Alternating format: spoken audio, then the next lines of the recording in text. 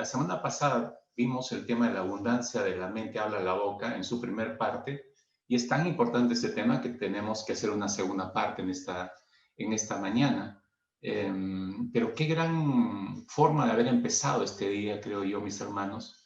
Como decía nuestro hermano Guillermo hace unos segundos, el volver a centrar nuestra mente, a traerla a la presencia del Señor y no dejar que se disperse esto, ¿no? A pesar de estar en un tema como este, ¿no? De formar una mente bíblica, son golpes que nadie busca ni nadie espera, ¿no? Por cualquier ángulo llega y por más que estemos abocados a este propósito, nos puede descentrar totalmente.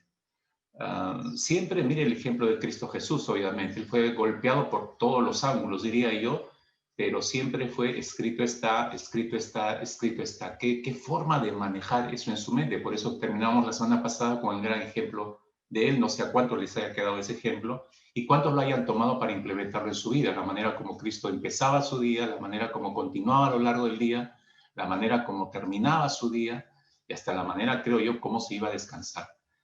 Su mente era sorprendentemente, totalmente sujeta a la palabra del Padre Celestial. Ese es el gran ejemplo que nos dejó el Señor Jesucristo.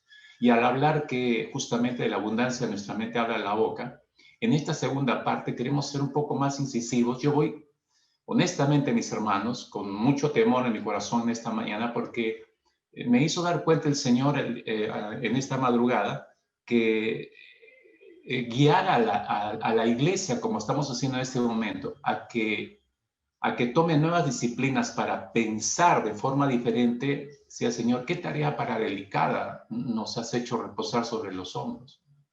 ¿Qué tarea para más compleja? Y como siempre y muchas veces hemos dicho, se necesita, realmente se necesita, ahora, en estos tiempos, mostrar nuestro amor por el Señor a través de la obediencia. Quien tiene mis mandamientos y no solamente los tiene, sino que los guarda, es decir, los obedece, entonces ese es el que me ama, dijo Jesús. Estos tiempos, mis hermanos, son tiempos donde podemos demostrar en gran manera nuestro amor por el Señor a través de nuestra mente bíblica. Acuérdense, el día jueves yo mostré un pequeño esquema, un triángulo que empieza con pensamientos, sentimientos y nuestras acciones. Toda nuestra vida gira en torno a ese triángulo.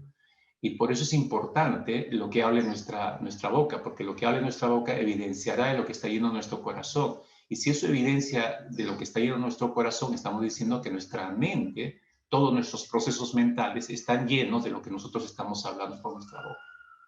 Entonces, yo le pido no solamente atención, como siempre le invoco en cada tema, cada domingo, sino, por favor, véalo desde el mismo ángulo que Dios quiere que lo veamos. Es decir, nos está adiestrando en medio de este desierto, igualito que Israel, mis hermanos, lo sacó al desierto para reformatear toda su mente. Dios está usando toda esta pandemia, estos encierros, porque tenemos más tiempo para la oración, más tiempo para con la palabra. ¿Qué cree que está haciendo Dios? Está reformateando toda nuestra mente. Si nosotros no nos damos cuenta de esto y nos agarramos y sacamos el mayor provecho de lo que Dios está haciendo, entonces terminaremos como la nación de Israel. Y no necesito recordarle cómo terminó esa nación. Todita esa generación terminó enterrada en el desierto. Ahora, si usted quiere quedar enterrado en el desierto de esta pandemia, bueno, y esa va a ser decisión suya.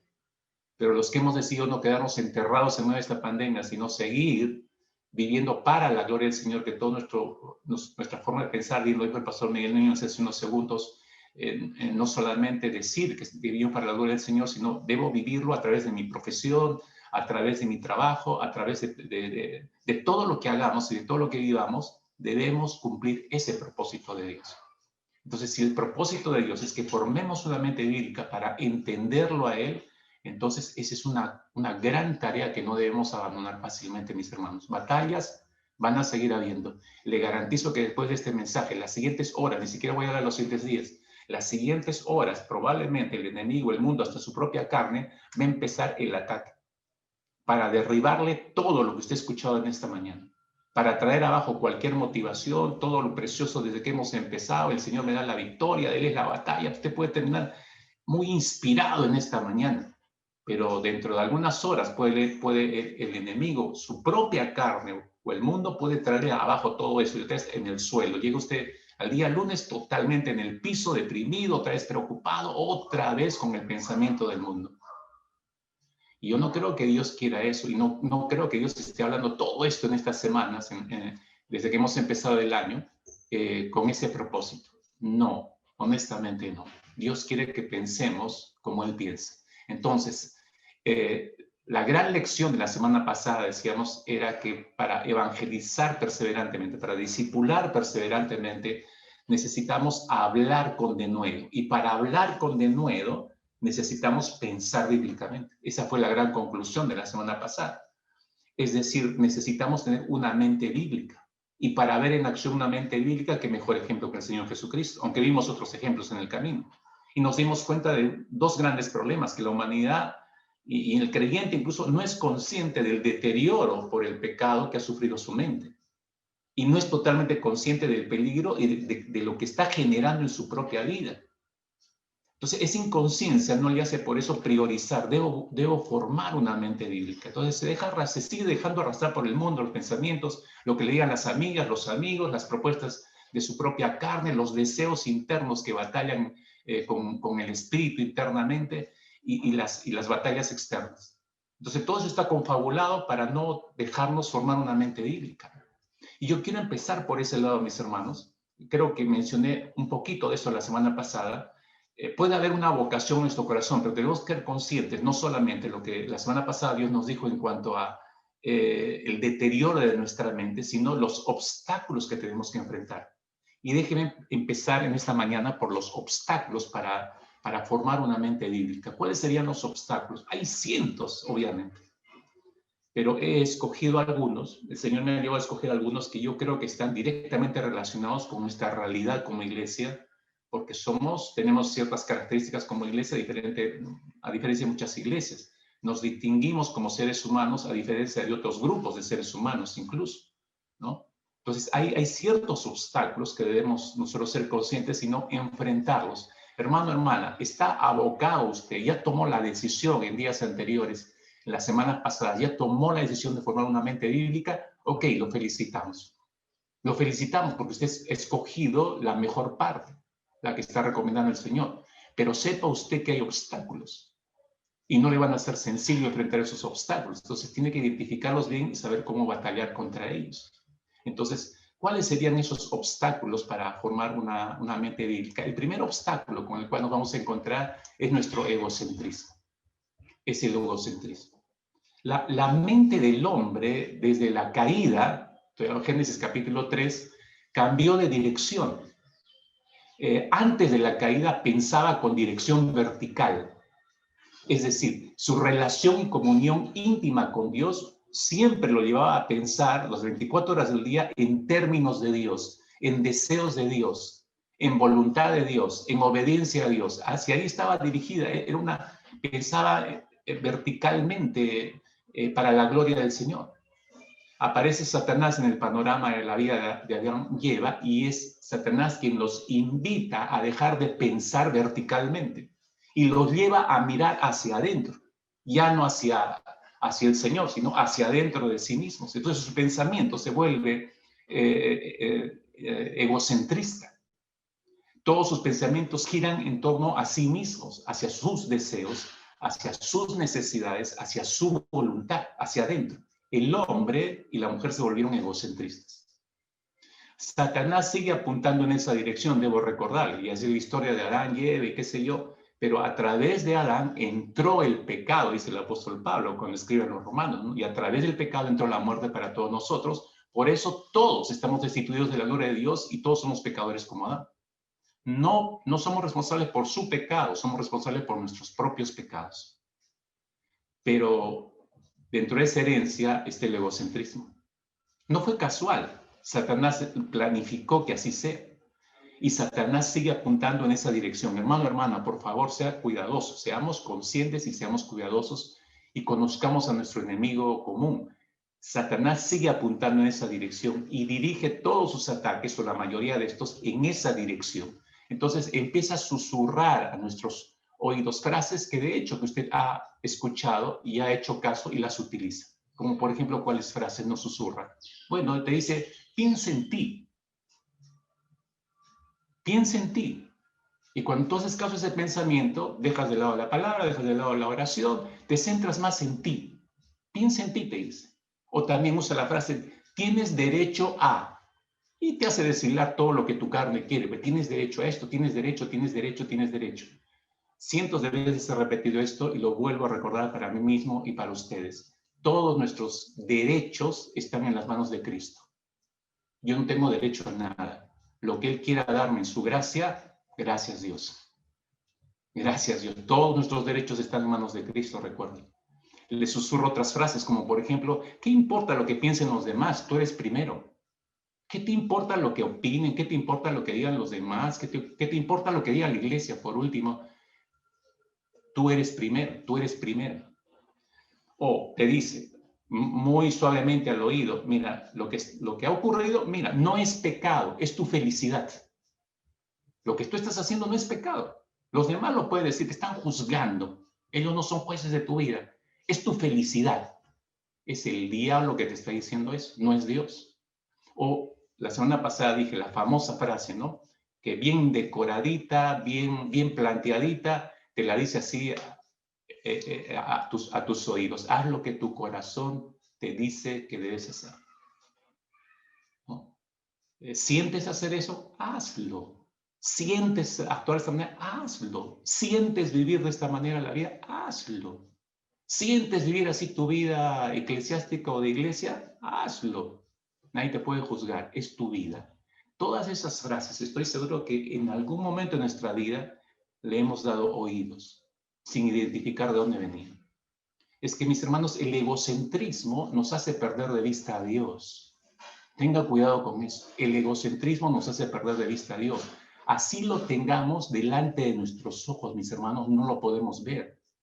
El egocentrismo nos nubla la visión. Ejemplo de esto, observe usted nada más a la nación de Israel.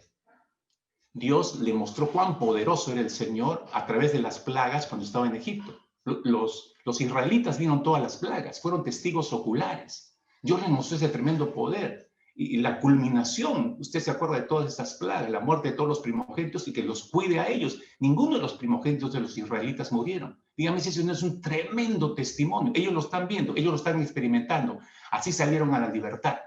Israel vio cómo Dios abrió el mar rojo, no se lo contaron, ellos lo vieron. Israel vio cómo Dios los dirigió y los protegió a través de esa famosa columna de fuego y la columna de humo en los días. No se los contaron, ellos lo vieron. Ellos vieron cómo les proveyó pan del cielo para todos los días, no los dejó morir de hambre. Ellos vieron cuando necesitaron de agua, cómo Dios se las proveyó de manera milagrosa. Ellos vieron cómo Dios los protegió de todos los peligros en medio del desierto. Y sin embargo, a pesar de estar viendo todo eso, Éxodo capítulo 16, versículo 3, es increíble que uno pueda leer esto, ¿no? O lo pueda escuchar de la nación de Israel, ¿no? Dice, se están quejando contra Dios. Siempre se están quejando. Ojalá hubiéramos muerto por mano de Jehová en la tierra de Egipto, cuando nos sentábamos a las ollas de carne, cuando comíamos pan hasta saciarnos, pues nos habéis sacado este desierto para matar de hambre a toda esta multitud. Oh, cómo extrañamos las ollas de sopa de morón. Oiga, leer eso es trágico. Realmente es trágico. Y es más trágico si vamos al Nuevo Testamento. Dígame si no es trágico leer Juan capítulo 1, versículo 10 y 11. Dígame si no es trágico encontrarnos con ese texto, empezando el Evangelio. En el mundo estaba, y se refiere a Cristo Jesús, en el mundo estaba, y el mundo por él fue hecho, ¿no? El Dios creador todopoderoso, el Dios eterno haciendo esto, pero el mundo no le conoció, dice. A lo suyo vino y los suyos no le recibieron. ¿Quiénes los suyos? El pueblo judío, su pueblo escogido. No lo recibieron. ¿Por qué el mundo no le reconoció, mis hermanos? ¿Por qué los suyos no le recibieron? Porque sus mentes no estaban enfocadas en las profecías mesiánicas. La mente de los judíos no estaba enfocada en las profecías mesiánicas. Entonces, por eso no había fe para creer en esas promesas mesiánicas y por eso no estaban pensando en ellas porque no eran importantes para ellos. Dejaron de ser importantes para sus vidas. Entonces, ¿en qué estaba pensando los cerebros de ellos, las mentes de ellos? ¿En qué estaban pensando? En ellos mismos. Ahí se ve parte del resultado, lo que le mencionaba de Génesis capítulo 3. Satanás los invitó a dejar de mirar verticalmente y metió su visión hacia adentro, hacia ellos mismos. ¿En qué estaba pensando este pueblo? En ellos mismos. Mire, tuvieron al Mesías encarnado delante de sus ojos, los judíos. Tuvieron delante de sus ojos al Verbo hecho carne, delante de ellos lo tuvieron, al Dios eterno ante sus propios ojos y no lo identificaron. En Mateo capítulo 26, que casi ya va cerrando el evangelista Mateo, lo llevan a juicio al Señor y lo ponen delante de las máximas autoridades. ¿Quiénes están presentes allí? Según los versículos 57 y 59 de Mateo capítulo 26. Están allí todos los principales sacerdotes, están los ancianos, están todo el concilio, en pleno están todas las máximas autoridades políticas y religiosas, todos ellos judíos. Todos ellos conocedores de la Escritura, mis hermanos, pero sus mentes estaban tan lejos y ellos estaban tan ciegos a la realidad que tenían delante de ellos. A tal punto que usted lee en el versículo 64, por eso el sumo sacerdote se dirige a Jesús y le dice, te conjuro por el Dios viviente que nos digas si eres tú el Cristo, el Hijo de Dios. Lo tenían delante de ellos y no lo pudieron identificar, hermanos. Miren lo que el egocentrismo y los sacerdotes, todas las autoridades políticas y religiosas de ese momento tenían un ego altísimo, hermanos. Era lo que ellos creían, era lo que ellos pensaban. No vivían lo que predicaban. Su ego. Eran tan egocentristas que tuvieron al Dios Todopoderoso delante de ellos y no lo pudieron identificar. Primer gran escollo que su mente, si usted ha decidido formar una mente bíblica, usted, el primer enemigo que encontrar por delante es su egocentrismo. Segundo enemigo que va a encontrar, las distracciones. Es otro segundo gran escollo para formar una mente bíblica, las distracciones. Yo no sé a cuántos de ustedes les resultará difícil prestar atención, les cueste concentrarse. ¿Siente usted la necesidad de moverse constantemente durante momentos en que no debe hacerlo? ¿Encuentra usted que siempre está interrumpiendo a los demás porque se mueve, no está tranquilo, no puede concentrarse y te tiene que estar diciendo, oye, tranquilo, quieto, oye, espérate? Si eso le pasa continuamente y siente que estos son comportamientos que están impactando negativamente, no solamente usted en su vida diaria, sino a todo el entorno de su familia, o las personas que le rodea, podría ser, mis hermanos, un signo del trastorno de déficit de atención con hiperactividad, más conocido como TDAH. Así se le conoce en el ámbito de la medicina, ¿no? Un déficit de atención con hiperactividad. Una persona, le explico un poco esto, una persona que tiene el trastorno de déficit de atención con hiperactividad o TDAH, tiene dificultad para concentrarse, tiene dificultad para prestar atención y tiene dificultad para controlar su comportamiento impulsivo. Pastor, me hace pensar en Marta, la hermana de María. Bueno, sí, podría calzar ella en el TDAH, porque usted se va a dar cuenta, aunque son síntomas de trastornos de déficit de atención con hiperactividad, y esos síntomas comienzan desde la infancia. Los padres pueden darse cuenta de eso, ¿no? Pero puede continuar a lo largo de la adolescencia y puede alcanzar hasta la edad adulta. La investigación actual sugiere que puede ser causado por la interacción de los genes, pero también por el medio ambiente. Es decir, puede haber factores genéticos, como puede haber factores del medio ambiente. Pero eso me pareció a mí interesante porque si está involucrado probablemente información genética, entonces hay que tener cuidado, ¿no? Eso viene por eso desde la niñez, desde que nació, porque es información genética que recibió.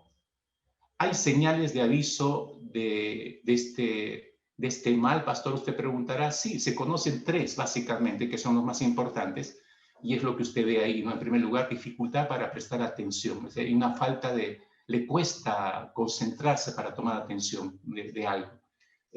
Hay una actividad o una inquietud excesiva, ¿no? Lo que conocemos como hiperactividad. hay un estado de impulsividad, actúa sin pensar, impulsivamente por eso. Esas tres señales pueden dar aviso de que hay presencia de TDAH, que está presente ese trastorno de déficit de atención con hiperactividad. Ahora, por eso decía, Pastor, me hace recordar a Marta, la hermana de María, sí, falta de atención, sí, porque el Señor está aleccionando a María y su hermana está en pleno tránsito, no está prestando atención, hiperactiva. Incluso está hablando el Señor y ella impulsivamente está diciendo, dile a mi hermana que me ayude, está interrumpiendo. Parecería que Marta calza con el cuadro. No digo que haya tenido este trastorno, solamente estoy diciendo que probablemente calza en este cuadro de trastorno de déficit de atención. ¿A qué viene esto, pastor? Bueno, yo le decía, escollo para formalmente bíblica la distracción. El pastor Albert Mohler, que es uno de los hombres hoy en día en Estados Unidos, el pastor Albert Mohler es un teólogo americano, es el actual presidente del Seminario Bautista del Sur, el seminario bíblico más grande en Estados Unidos. Un hombre considerado como está dentro de los 10 principales hombres en la actualidad en Estados Unidos, como los hombres más pensantes desde la escritura, muy lúcidos en esto, ¿no? Incluso tiene un programa donde analiza los problemas de la nación a través de los ojos de la escritura. Entonces, para hacer esto hay que tener una mente bíblica, mis hermanos. Bueno, el pastor Albert Mohler dice que todos nosotros, dice, los creyentes sufrimos de TDAH, pero es un TDAH teológico. Entonces, en su frase, ¿no? Dice, sufrimos de déficit de atención teológico. Y quizás algunos, ¿cómo es esto, no? Bueno, te lo voy a decir en criollo, como dicen, ¿no? Tenemos dificultad para prestar atención, o sea, hay falta de atención, hay hiperactividad para el colmo y hay impulsividad. Nos cuesta concentrarnos en las escrituras. Eso significa que todos nosotros, por eso, nos distraemos fácilmente con lo que ocurre a nuestro alrededor y que captura fácilmente nuestra mente y no podemos concentrarnos. Escuchaba mucha gente que dice, pastor, no puedo ni 5 minutos en la Biblia. Me cuesta concentrar, no entiendo, ¿no? Hay déficit de esto. Entonces, invertimos, mis hermanos, mucho tiempo en conocer lo que le llama la atención a nuestra mente.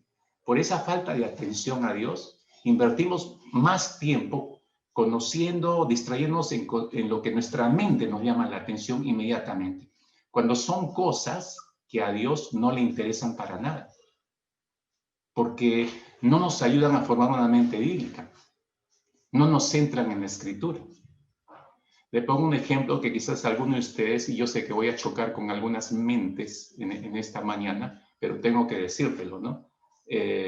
Invertimos mucho tiempo en cosas con nuestra mente que a Dios no le interesan para nada. Por ejemplo, te pregunto, ¿tú crees que le interesa a Dios los juegos en red? Para todos los adictos en juegos de red.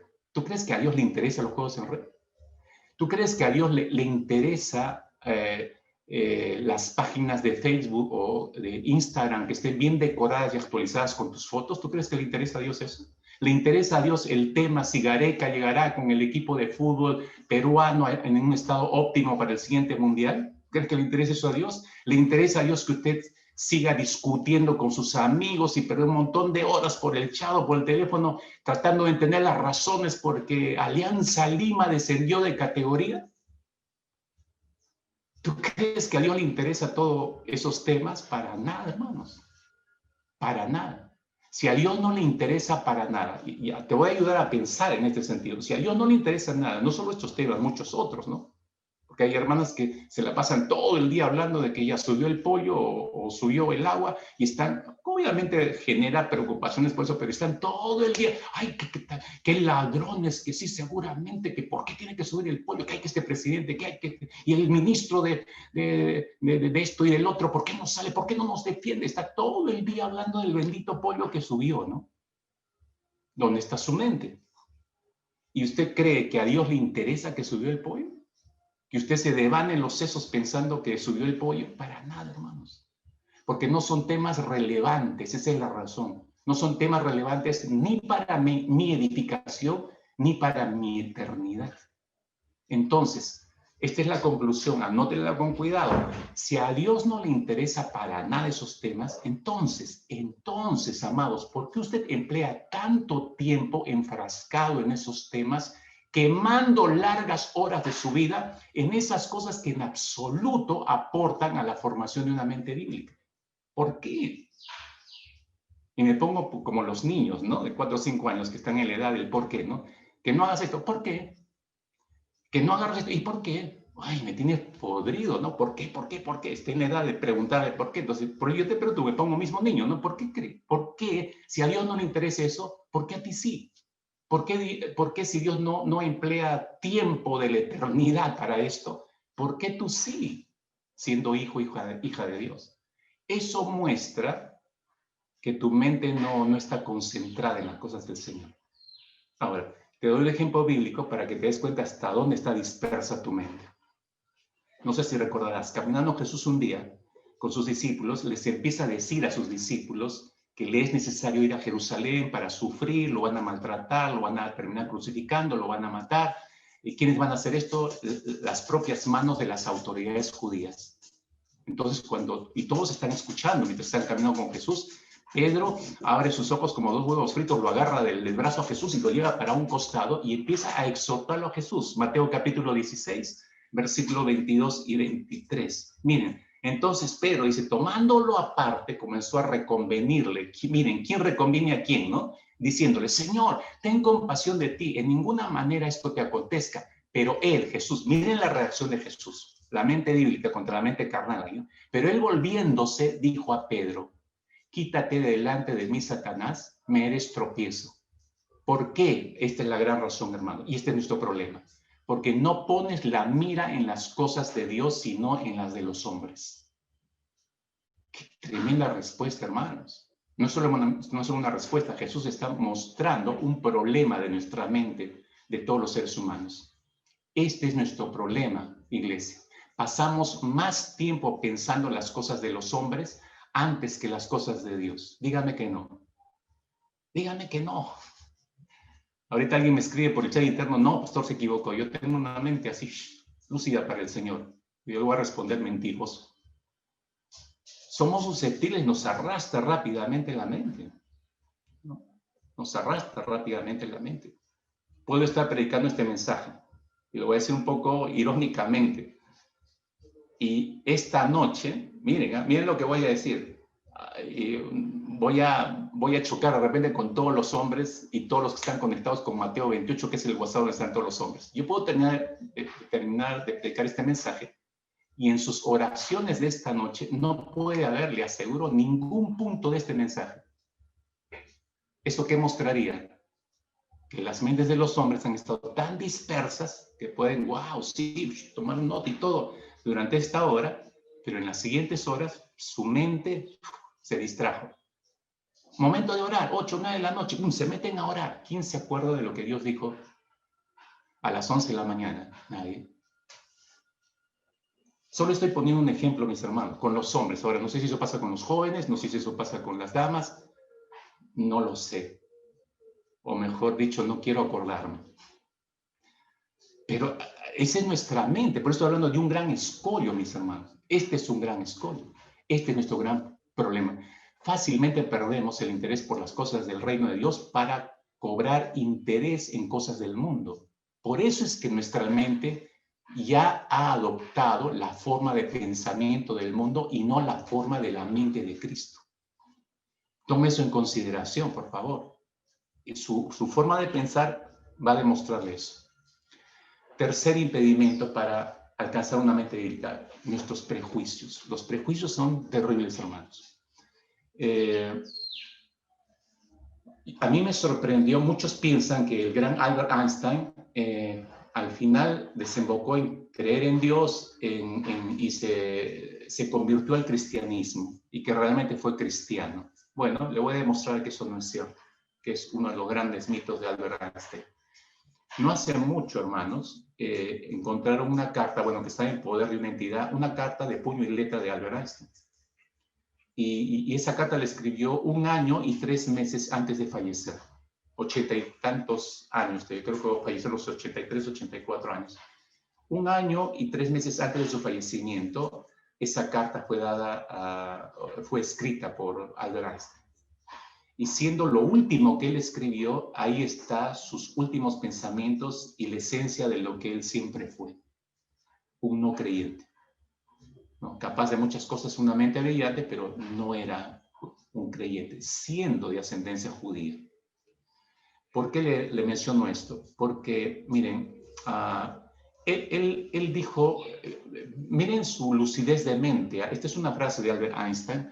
Él dijo, triste época es la nuestra, y hablaba década 60. Él dijo esto, ¿no? Triste época es la nuestra. Es más fácil desintegrar un átomo que un prejuicio. Estamos hablando de la gravedad de un prejuicio. Ahora, poniéndose a la par de ese pensamiento, uno de los más famosos escritores y críticos literarios ingleses del siglo XVII, para el siglo XVIII, fue William Hazlitt. Y William Hazlitt mostró la gravedad de los prejuicios del ser humano en esta frase que acuñó William Hazlitt. Él dijo, el prejuicio es hijo de la ignorancia. O sea, en otras palabras, los que son prejuiciosos son unos ignorantes. ¿Ignorantes de qué? De la verdad.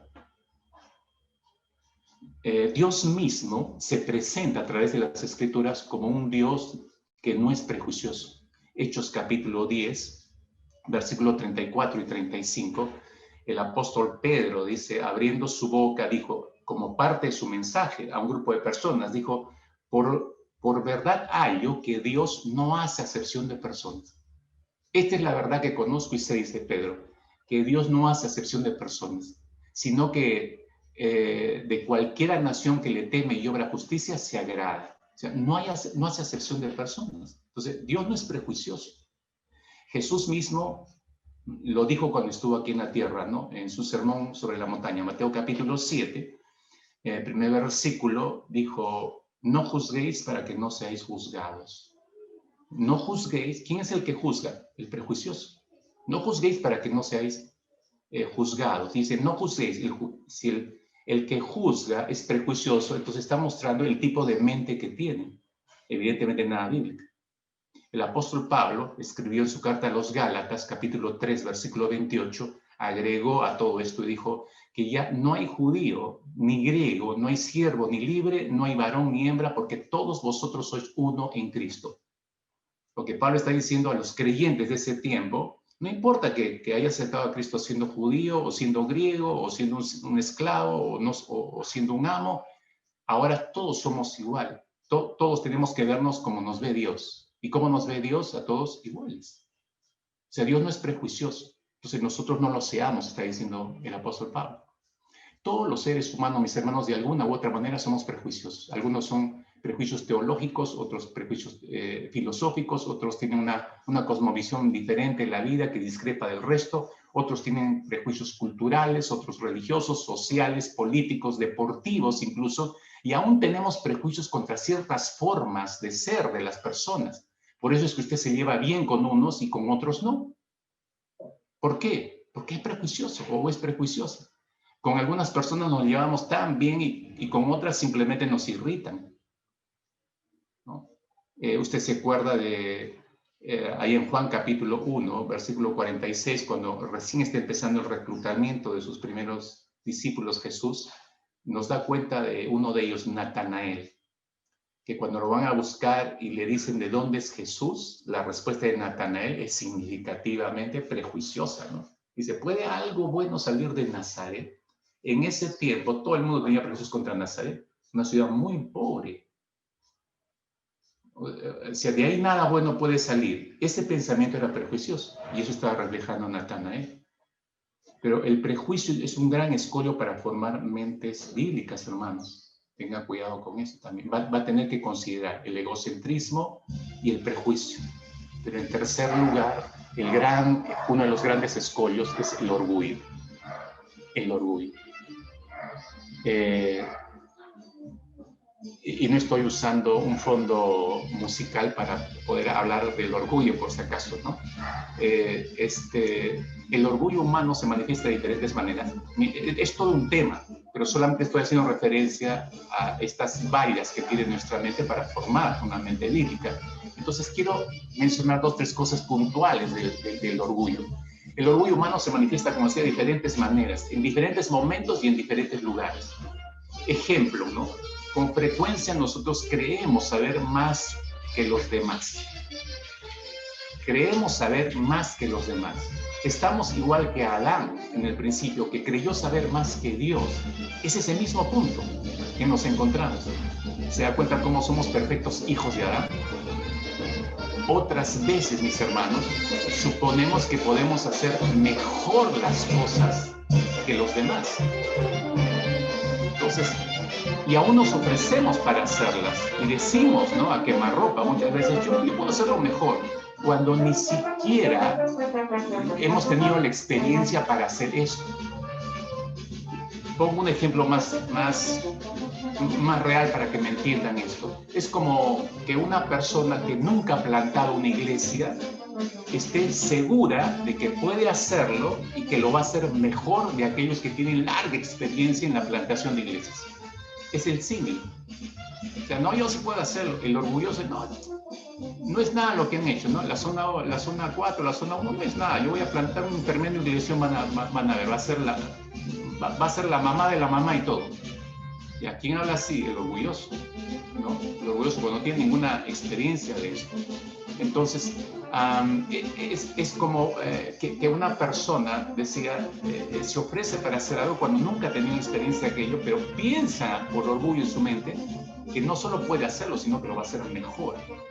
El caso de este hombre Diótrefes en las Escrituras. Al leer la tercera carta del apóstol Juan, no hablo del Evangelio, él escribió 3 cartas o epístolas. En su tercera epístola, que es una epístola muy cortita, en el versículo 9 y 10, da a conocer un hombre, por nombre, ¿no?, un líder de una iglesia llamado Diótrefes. Pero lo describe, y esa descripción que da acerca de él muestra cuán orgulloso era este hombre. Le gustaba tener el primer lugar entre los demás hermanos en la iglesia, y encima se apropió de la iglesia a tal punto que no quería recibir ni a los apóstoles, en este caso a Juan, ni a los hermanos. O sea, él seleccionaba a quién. No sé, ni siquiera me imagino a Diótrefes parado en la puerta de la iglesia y llegando el hermano Eric y ¿usted quién es? No, usted tiene cara medio de perruco, ¿no? Entonces, no, usted no puede entrar acá, ¿no?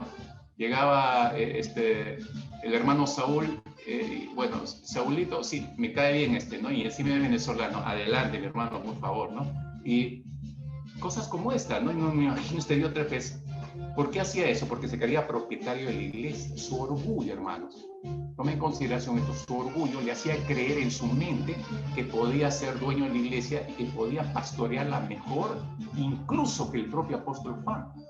Por eso no quería que venga a esa congregación. Estoy poniendo ejemplos nada más que nos pueden mostrar el orgullo del corazón del ser humano, pero eso es un gran impedimento para formar mente bíblica. En otros casos asumimos la posición de jueces. Esto es más frecuente, diría yo, en la mayoría de todos. Asumimos una posición de jueces y empezamos a acusar a otros, curiosamente, de las cosas de las cuales nosotros mismos somos culpables. Observamos pecados en otras personas que nosotros no hemos vencido todavía. Criticamos el accionar de otras personas u otros hermanos u otras hermanas cuando yo no he superado ese problema en mi propia vida. Ese orgullo se incrementa más todavía cuando poseemos algún grado de conocimiento bíblico, peor. Bien decía el apóstol Pablo que el conocimiento envanece, por eso decía el apóstol Pablo. El conocimiento, si no lo manejas correctamente, te va a envanecer. Entonces, cuando la persona está dominada por el orgullo, entonces no solamente juzga, sino que tiene conocimiento bíblico, asocia con ese conocimiento bíblico y se cree juez de todo el mundo. Qué terrible que es el orgullo, mis hermanos. Pero estos serían los principales impedimentos, los cuales tenemos que analizar cuidadosamente nosotros si hemos tomado la decisión de formar una mente bíblica. Entonces, ahí tiene usted los obstáculos que tiene que ser cuidadoso de enfrentarlos y superarlos, pero por el otro lado tiene, y esto me lleva a nuestro segundo punto en esta mañana, a ver cuáles son las características de una mente bíblica. ¿En qué nos ayuda eso? A evaluarnos a nosotros mismos. ¿Está usted pensando bíblicamente o está lejos del pensamiento bíblico? ¿Cómo es la mente de una persona que realmente está imbuida de la palabra del Señor y piensa, siente y actúa con ese tipo de mente bíblica? ¿Qué características tiene esa mente? No sé si alguno de ustedes ha estado pensando toda la semana en esto, ¿no? Bueno, permítanme darle la respuesta explicándole algunas características o las principales de una mente bíblica. Pero para verlo en un ejemplo clarísimo en la Escritura me van a permitir explicar un poco cada característica, pero quiero filtrarla a través de uno de los hombres que me parece que desarrolló una mente bíblica que nos sirve de mucho ejemplo hoy en día, ¿no? Pero tampoco quiero endiosarlo, porque también se equivocó, fue falible, y ya se lo voy a mostrar. Estoy hablando de Bernabé, ¿no? Entonces, cada característica quiero filtrarla con ustedes a través de la Escritura, poniendo como ejemplo a Bernabé, este hombre de Dios, de la iglesia en Jerusalén. Entonces, ¿cuáles son las características de una mente bíblica, mis hermanos? En primer lugar, es una mente que razona con una perspectiva eterna. Es decir, no mira solo lo terrenal, porque ya identificó que lo terrenal es pasajero, temporal nada más. Entonces, como sabe que esto termina y pasa, está enfocado, su mente está enfocada con una perspectiva eterna hacia la eternidad, está mirando los valores eternos. La manera como nosotros percibimos los sucesos de la vida diaria que nosotros experimentamos determina cómo reaccionamos. Lo que nosotros vemos, mis hermanos, diariamente, que ingresa por nuestros ojos y es evaluado por nuestra mente, y les recuerdo que es evaluado por una mente que está caída, una mente que tiene tendencia al pecado. Entonces, esa evaluación hay que tener mucho cuidado, ¿no? Pero nos lleva a reaccionar de una determinada manera. Entonces, si mi evaluación es a través de una mente caída y esta mente no ha desarrollado los principios de la Escritura, va a ser evaluado desde esos valores caídos. Entonces, va a actuar la persona de esa misma manera. Pero el que ha desarrollado una mente bíblica, a pesar de que es una mente caída, tiene la mente de Jesucristo y está tomando mayor vigencia sobre su propia mente, cuando evalúe una situación, la va a evaluar por la palabra de Dios. ¿Qué es tener una perspectiva eterna, mis hermanos? Para darle mayor claridad. Hay que razonar con una perspectiva eterna, pero ¿qué es una perspectiva eterna? Lo voy a decir de la manera más sencilla. ¿Está listo para anotar? ¿Qué es tener una perspectiva eterna? Simplemente es mirar como Dios ve. Eso es tener perspectiva eterna. Mirar como Dios lo hace. Dios es eterno y Él desea que miremos como Él mira todo, con esos ojos de eternidad. Es por eso que Jesús enseñó en el Sermón en la Montaña, les enseñó el famoso principio de Mateo capítulo 6, versículo 36, si se acuerdan. Algunos lo tienen por bandera de vida, ¿no? Mas buscad primeramente su reino y su justicia y todas estas cosas os serán añadidas, dijo el Señor. El orden. Buscad primeramente el reino de Dios y su justicia y todas las demás cosas serán añadidas. ¿Por qué dijo el Señor esto? Porque las cosas del reino de Dios son eternas. El Dios eterno está diciendo esto. Las cosas del reino son eternas y todas las demás cosas en la tierra son temporales, útiles, pero finitas. ¿Comprende usted? Entonces, primero, dice, pon tus ojos, busca primero las cosas eternas. Y para hacer eso tienes que desarrollar una mente bíblica. Tener una perspectiva eterna, mis hermanos, nos ayuda, esta es la gran bendición. Tener una mente con una perspectiva eterna nos ayuda a lidiar con los altibajos terrenales, con los sub y bajas del mercado, con esto que le decía, subió el pollo, bajó el pollo, yupi, pero subió la carne y... con todos esos altibajos, o sea, a mí no me bajonean ni me tiran al piso, ¿no? Puedo manejarlo porque lo estoy evaluando por una perspectiva eterna, ¿no? nos puede ayudar a lidiar con los altibajos de los sueldos congelados, las cuentas por pagar, las cuentas que no alcancé a cancelar y que me están persiguiendo los acreedores, así como la adquisición y la pérdida de las cosas materiales. Nos ayudan a enfrentar todo eso de manera correcta, porque las veo en el lugar correcto. Son cosas finitas, necesarias pero finitas.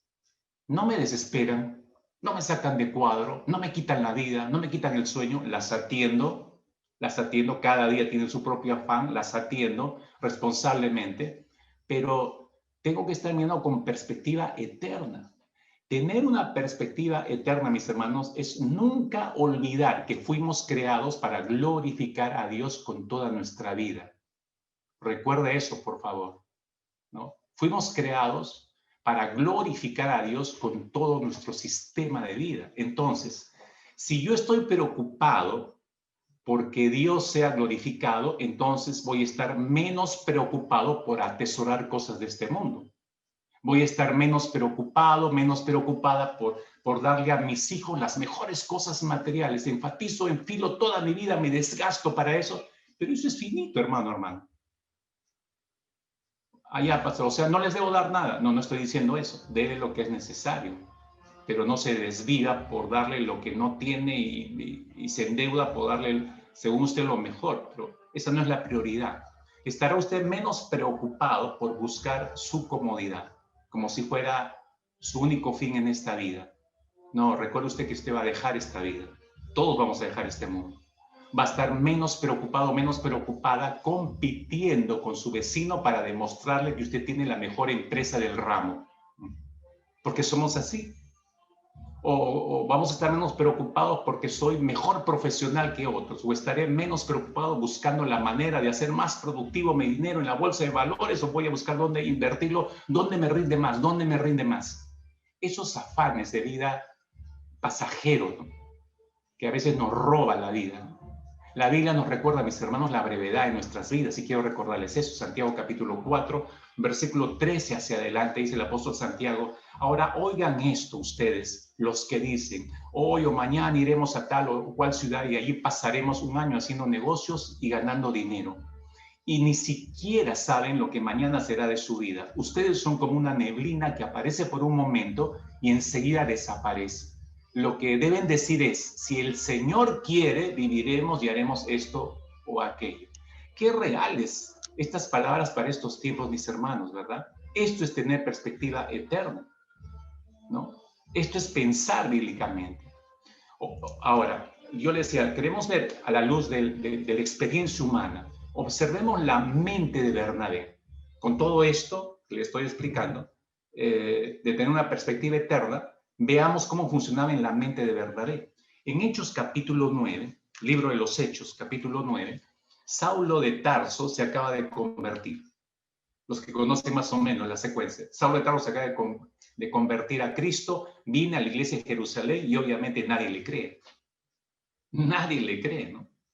Entonces, en Hechos 9, versículo 26, leemos esto. Dice que cuando él llegó a Jerusalén, trataba de juntarse con los discípulos, pero todos le tenían miedo, no creyendo que fuese discípulo.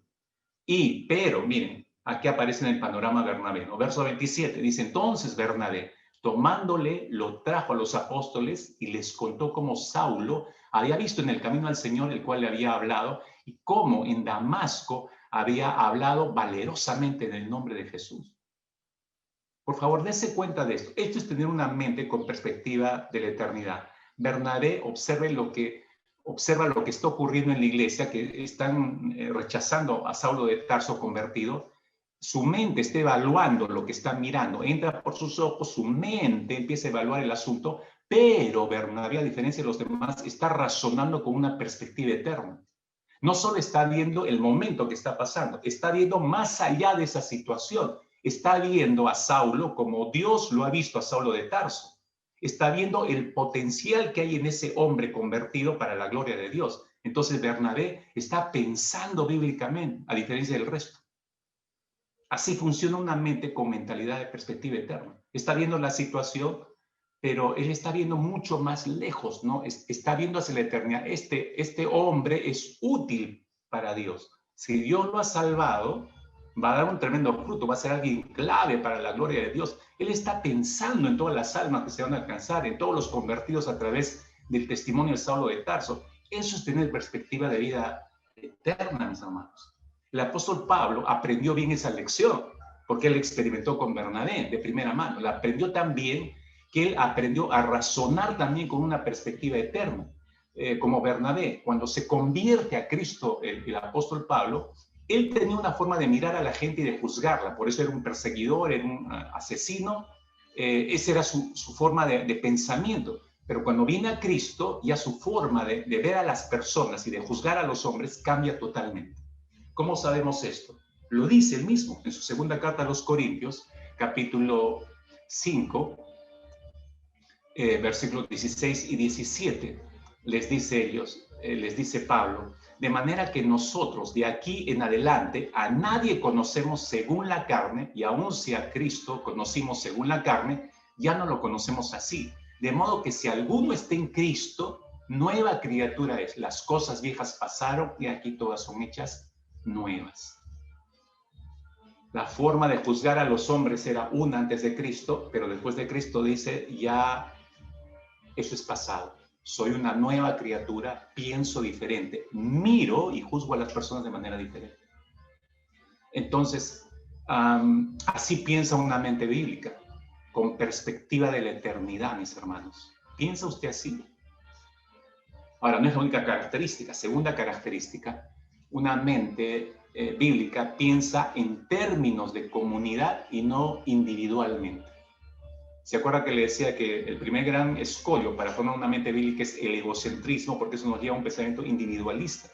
Ya, el que tiene mente bíblica es todo lo contrario.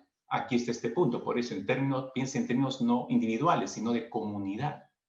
La mente caída por el pecado siempre va a tender a pensar de manera egocéntrica. Pero cuando es redimida esa mente, entonces Dios comienza a ayudarnos a pensar en términos de comunidad, mis hermanos. Y esa transformación de mentalidad es muy relevante en estos tiempos que estamos viviendo y en esta generación que usted sabe, varias veces la mayoría de analistas en el mundo cristiano opina lo mismo, es una generación sumamente narcisista, que solo piensa para sí. Y ahí está la muestra, lo que decía que ocurrió, lo que ocurrió en el jardín del Edén, lo que hizo Satanás con Adán y Eva. Les quitó la visión vertical y se la metió hacia ellos. Piensa en ti, piensa en tu felicidad, Adán, Eva, piensa en tu felicidad. ¿Qué importa lo que piense Dios? No, él sabe que ustedes pueden llegar a ser como Él y no quiere que hagan eso. Toda esa basura se las metió en la mente y los hizo pensar más en ellos. El resultado, la tragedia que vivimos hoy en día. Es por eso que leemos nosotros en Hechos capítulo 2, capítulo 2 y en el capítulo 4 también, cómo es que la iglesia respondió de una manera unida, una reacción como una comunidad que entendió este principio de unidad, de desprendimiento y de pensamiento comunitario. En el primer siglo, para entender un poco esto, mis hermanos, en el primer siglo de la era cristiana, cuando había una comunidad pequeña y esa comunidad pequeña recibía a un visitante, toda la comunidad consideraba a ese visitante que pudo venir a ver a una familia determinada, consideraba a ese visitante como visitante de todos, como visitante de todos. Un poco de eso se ve en la sierra de nuestro país, en algunos lugares, ¿no? Que se ha ido perdiendo, ¿no? Uno va a visitar, nadie te conoce, pero usted está caminando por el pueblito y alguien lo ve y es mediodía y le dice, ¿cómo está usted? Que venga para acá, le invita un vaso de chicha o venga usted a almorzar y le pone un plato delante de almuerzo. Usted ni siquiera lo conoce, no lo conoce. ¿Por qué la gente es así? Porque esa comunidad, viene algún desconocido, es como un invitado para todos. Todos deben ser amables, todos deben imitar algo. Entonces, es exactamente el modelo de la iglesia primitiva. Por eso es que leemos en Hechos capítulo 2 y en Hechos capítulo 4 esa forma comunitaria unida que vivía la iglesia primitiva. Y lo llegamos a ver en dos versículos claves para nosotros para entender esto de pensamiento comunitario, ¿no? Hechos capítulo 2, versículo 44, que es el primer texto, Y el segundo, Hechos capítulo 4, versículo 32. En Hechos 2:44, usted bien sabe, dice que todos los que habían creído estaban juntos, tenían en común todas las cosas.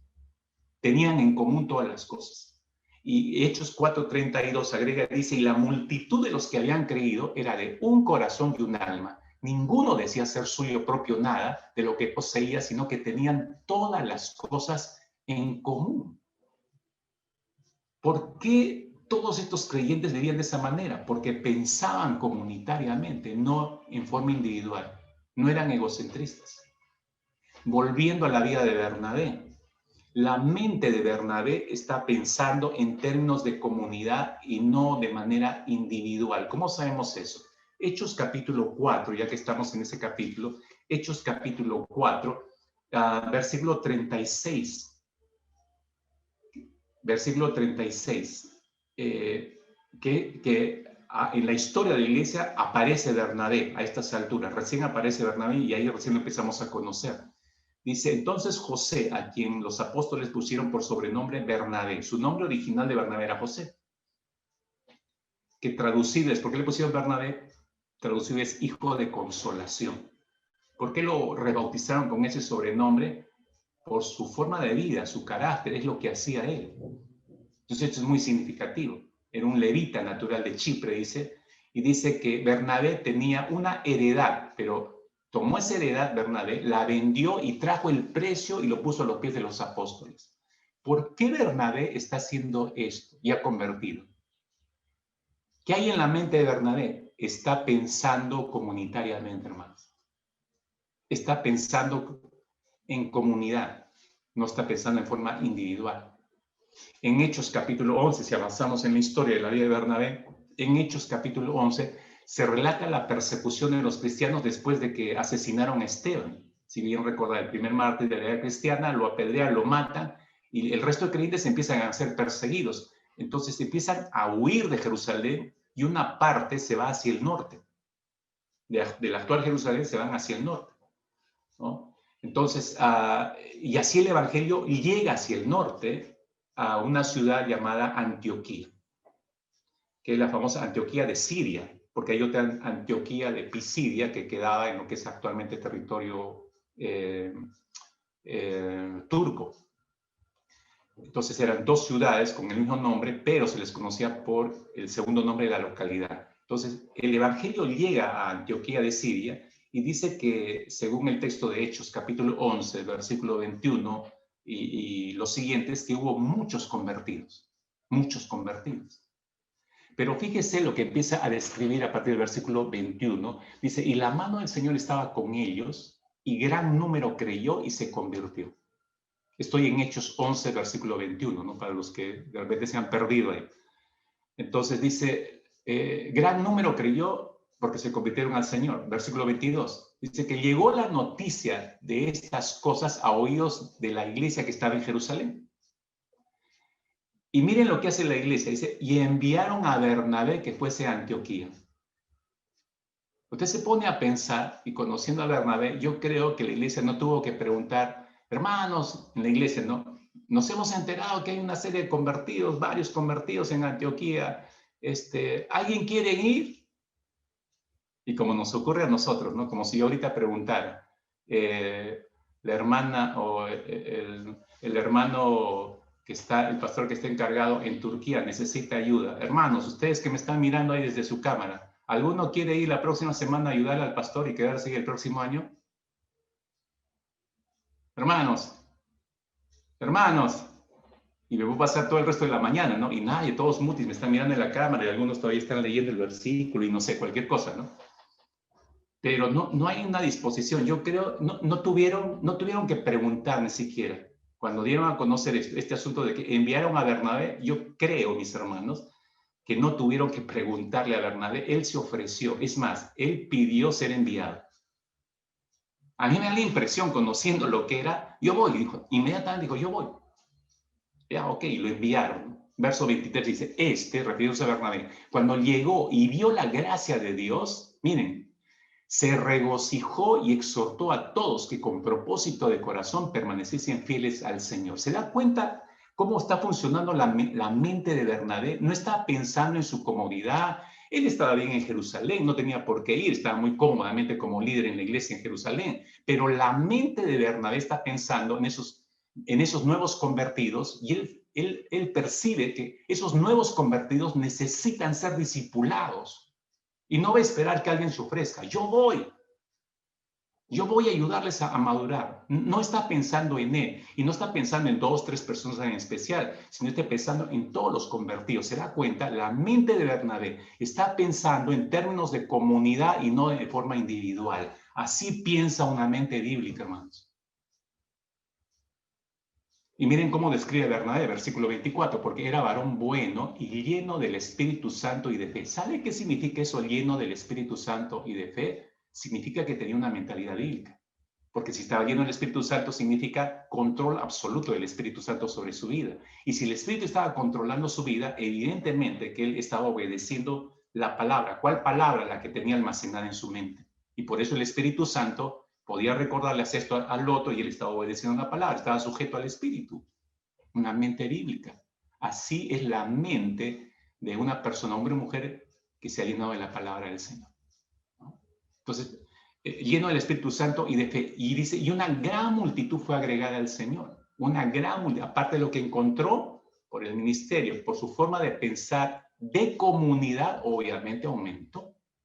Verso 26 termina diciendo, 25, después fue Bernabé a Tarso a buscar a Saulo, y hallándole le trajo a Antioquía. Miren cómo piensa una mente bíblica. Busca ayudar, no es que se va a hacer el héroe, yo no voy a hacer esto, y bien, esto parece que va a ser una iglesión. Entonces, cuando se escriba de esta iglesión, mi nombre va a estar en la cabeza. Bernabé hizo esto. Voy a hacer que coloquen una placa y recordatorio. No, no le interesa para nada eso. Necesito ayuda. ¿Quién busco? Yo sé, Saulo. Ese hombre estuvo llamado y tiene evidencias de eso. Lo voy a buscar para que juntos hagamos esta obra. Busca ayuda.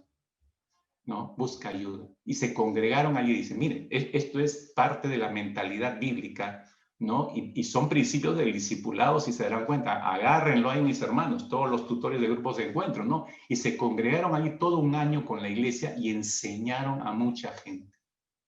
Y a los discípulos se les llamó cristianos por primera vez en Antioquía. ¿Por qué les empezaron a llamar cristianos? Porque se empezaban a comportar como Cristo. ¿Qué tal formación? ¿Qué tal formación? ¿Qué tal discipulado que hicieron Bernabé y Pablo allí, en esta iglesia? Así nació la iglesia de Antioquía. Entonces, así piensa una mente bíblica, mis hermanos. No solo con perspectiva de la eternidad, sino en términos de comunidad. No está pensando en sí mismo, en sus intereses. Somos tan egoístas, mis hermanos. Por eso cada vez hay menos que creen que no han sido llamados al campo de misión.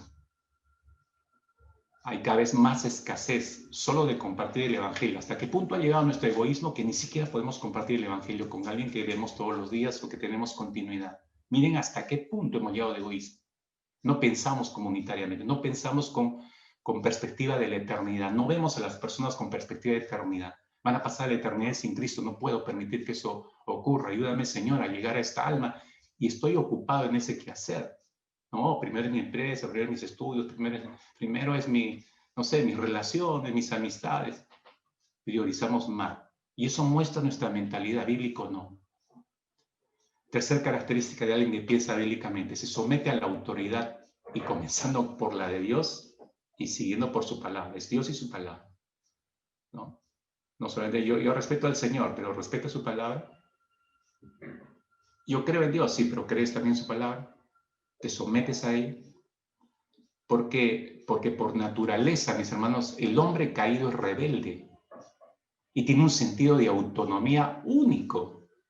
Dese cuenta usted mismo nomás en su vida, ¿no?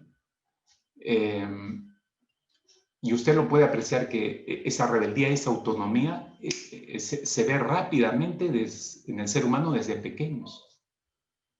¿Ha visto los pequeñitos cómo luchan por su propia independencia, por su propia voluntad? ¿Se ha dado cuenta de eso? Esa temprana manifestación de rebeldía y autonomía que tienen estos pequeñitos simplemente confirma lo que dijo el apóstol Pablo ahí en Romanos capítulo 5, versículo 12, que tal como el pecado entró al mundo por un hombre y la muerte por el pecado, así también la muerte se extendió a todos los hombres porque todos pecaron. Por eso todos los pequeñitos, por más lindos ahí, con cara de angelito, son tan pecadores, tan rebeldes y tan autónomos, tan egoístas como cualquier ser humano. Por Adán entró el pecado de la rebeldía, entró el pecado de la autonomía. Por eso todo ser humano tempranamente, mis hermanos, manifiesta ese hecho en sus vidas. Esa naturaleza de pecado que nos manda internamente, nos manda que no toleremos ni siquiera la idea de someternos a Dios o que nos sometamos a cualquier autoridad. O que llevemos cautivo todo pensamiento a la obediencia a Cristo. No, no podemos tolerar eso. La carne dice, no toleres eso. No. Cristo, cuando entra en nuestras vidas, Él quiebra ese reino. Hermanos, solo les explico rápidamente esto. Cuando entra Cristo, la mente de Cristo entra en nuestra mente, Cristo quiebra ese reino que nosotros hemos levantado, hemos instaurado, nuestro propio reino.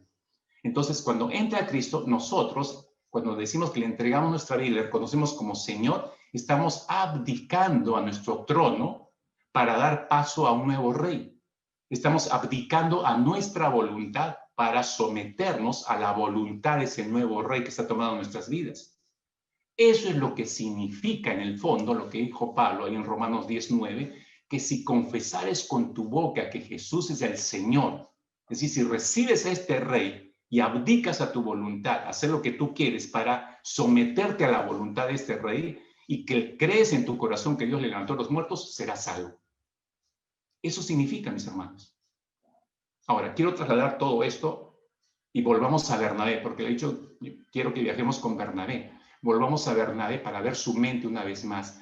Dese cuenta cómo la mente de Bernabé fue transformada en esa dirección. Es decir, abdica su reino de voluntad, acepta el reinado de Cristo. Entonces, las cosas viejas pasaron, ¿no? Y toda su rebeldía, su autonomía que no en el pasado, todas son hechas nuevas. El nuevo Bernabé empieza a mostrar su nueva mentalidad al ver a las autoridades sobre él a través de su sujeción hacia esas autoridades. ¿Por qué? Porque Dios dice que debe ser así. Y eso lo vemos en la vida de Bernabé. Hechos capítulo 11, versículo 22. Déjeme darle 2 o 3 textos para mostrarle esto en la vida práctica de Bernabé. Así piensa una mente bíblica, recuerde. Hechos 11, 22. Recuerda, dice que enviaron a Bernabé. Cuando se enteran de todo lo que está pasando en Antioquía, dice que la iglesia envió a Bernabé. Esa frase, enviaron a Bernabé, eso significa que las autoridades de la iglesia en Jerusalén decidieron enviarlo y Bernabé no se opuso. Se sometió a esa voluntad eclesiástica, se sometió a sus líderes principales. Si ustedes han decidido esto y yo también quiero, por cierto, entonces obedezco. Se sometió a la autoridad eclesial. No dijo Bernabé, bueno, mis queridos pastores, yo respeto lo que ustedes piensan, pero yo tengo mi manera de pensar, ¿no? Yo entiendo su postura de ustedes, porque a veces, cuando los pastores predicamos un principio de la Biblia, nos dicen, pero esa es su postura, pastor. No es postura, desde que es un principio de la Biblia, ya no puede llamar, es la postura de tal o cual pastor. Es el principio de Dios. Así lo dicen las Escrituras. Entonces, el principio de Dios no es el principio del pastor. Entonces, pero Bernabé no dijo esto. Él dijo, ok, me someto. Me están enviando a Antioquía, voy, obedezco y voy a hacer el trabajo. Ahí usted está viendo en la mentalidad, el que tiene una mente llena de la palabra, está sometiéndose a las autoridades, porque Dios se lo manifiesta. Lo seguimos viendo en el capítulo 13 de Hechos, versículos 2 y 3, ¿no? Cuando, recuerdan, está orando la iglesia para empezar la obra misionera, dice el versículo 2, dijo el Espíritu Santo, apartadme a Bernabé y a Saulo para la obra que los he llamado. ¿Se opusieron Bernabé y Saulo? No, Bernabé se sometió a la máxima autoridad, porque ¿quién estaba mandando esto, que sean separados? Dios. Entonces, usted ve, la mentalidad de Bernabé está sometido a la autoridad máxima, que es Dios. El Señor, entonces él pensó, el Señor me está escogiendo y me está enviando, yo no soy rebelde, obedezco. y el resto de la iglesia oró por ellos y empezaron la obra misionera. Ve la mentalidad de Bernabé. Lo que quiero es que note cómo está funcionando la mentalidad de Bernabé. No está oponiéndose. No, ¿por qué no mandan a Guillermo Araníbal, ¿no? Que es más joven y ya le ha dado, y no sé, ¿no? O sea, ya el COVID le tiene miedo, creo. Más bien le corre o no lo ve porque es demasiado flaco. Entonces, mándenlo a él, ¿no? Que es más joven y qué sé yo. ¿Por qué me mandan a mí? No, está totalmente dispuesto Bernabé, se ha dado cuenta. Hechos capítulo 14, seguimos viendo ese mismo patrón. Hechos 14, versículo 27, Bernabé con Pablo retornan a Antioquía después de su primer viaje misionero. Capítulo 13, los envían, regresan de un largo viaje misionero él y Saulo, y miren lo que hacen. Verso 27, y habiendo llegado, dice, y reunido a la iglesia, refirieron cuán grandes cosas había hecho Dios con ellos y cómo había abierto la puerta de la fe de los gentiles. ¿Capta usted esto? Bernabé está rindiendo cuentas de ese primer viaje misionero, está reunido con todas las autoridades de la iglesia y está rindiendo cuentas de cómo ha ido ese viaje. La mente de Bernabé lo tiene bien en claro. Todos los líderes de la iglesia deberían aprender eso, ¿no? No tienes un reino en el grupo de encuentro, tienes autoridades a las que tienes que rendir cuentas, tienes que aprender a rendir cuentas. Nadie es una isla solitaria, todos rinden cuentas a alguien. Aprende, esta es una mente bíblica, Bernabé, tremendo viaje largo que se dieron, varios meses fuera, regresan y dice esa frase significativa, y habiendo llegado y reunido a la iglesia, eso ocurrió inmediatamente, llegaron, no estaba hoy, tantos meses, vamos a descansar, denme vacaciones, por favor, pastor, denme vacaciones un mes para sentarme, para recuperarme, y después voy a rendir cuentas. No, mente bíblica. ¿Cuál es su prioridad? Estaré cansado, matado, pero me debo a mis autoridades. Me enviaron y tengo que rendir cuentas. Eso es primero. Eso es tener mente bíblica, mis hermanos. Así funciona la mente llena de la palabra del Señor. Pero también es una mente que valora la revelación de Dios. Y quiero terminar con esto. Es una mente que valora la revelación de Dios. Ustedes saben, espero que ya se hayan dado cuenta, hermanos, una mente no cristiana, una mente no bíblica, no tiene ningún aprecio, no tiene ningún amor, ningún respeto por la palabra de Dios, ni por lo que Dios piense sobre mis decisiones, sobre las decisiones que yo tomo. Por tanto, las personas que no tienen una mente bíblica, porque no conocen a Dios, evidentemente, y menos su palabra, toman decisiones basadas en la información que tienen, en su razonamiento y en sus propias experiencias. Repito, cuando no se tiene una mente bíblica, las decisiones, las evaluaciones y decisiones que toma una persona están basadas en su información que tiene, en su razonamiento personal y en su experiencia. Pero ahí se cometen miles de errores, hermanos. Te explico rápido. Que la información que tiene es la información que le proporciona el mundo. Y estamos hablando de un mundo, de una sociedad cuyo pensamiento es amoral, liberal y antibíblico. Te recuerdo eso nomás, mi hermano, mi hermana. No es que todos dicen que la autoridad fulana dice. Estamos hablando de una sociedad, vuelvo a repetirte, amoral, liberal y antibíblica. Así va su pensamiento. Todo lo que plantean es por esa línea. Eso es la información. Cuando no se tiene una mente bíblica, uno no se da cuenta. Entonces toma la información que tiene de su propia sociedad. Pero también, y eso da forma a su razonamiento.